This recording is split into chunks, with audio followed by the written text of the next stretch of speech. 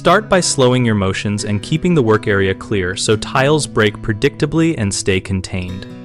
When removing floor tiles, begin at a center point and work toward the edges with steady, even force rather than sudden impacts that shatter tiles into uncontrolled fragments. Use a flat, wide chisel or a floor scraper held close to the surface to peel tiles up in larger pieces instead of striking at thin edges where tiles will explode outward. Keep your body and face behind a rigid shield, such as a kickboard or a repurposed sheet of plywood clamped into position, and wear a face shield and rated gloves to protect against ricocheting shards.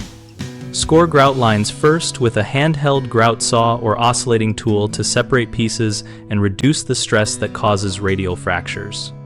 Clear debris frequently in small batches so loose pieces are not tripped over or kicked into other tiles, and lay down heavy paper or rosin paper beyond the working zone to catch flying chips.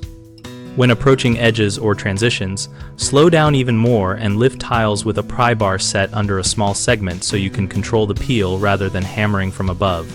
3 common mistakes are attacking tiles with large percussive blows, working without an effective shield, and neglecting progressive clearing of debris. If you use a heavy hammer or impact tool, you will get unpredictable shattering, so swap to low-impact scraping and controlled prying to remove tiles in larger chunks. If you skip a shield because it feels awkward, you raise the risk of facial or chest injury, so use a simple rigid barrier and reposition it as you advance to keep your torso protected. If you let fragments accumulate, you create tripping hazards and more flying debris, so stop every 10 to 15 minutes to sweep or vacuum and bag waste before you continue. On bighomeprojects.com, we connect homeowners with local contractors and provide a discussion community where people share real job experiences and tips. We help contractors find work and homeowners compare local options while learning practical advice from peers and professionals.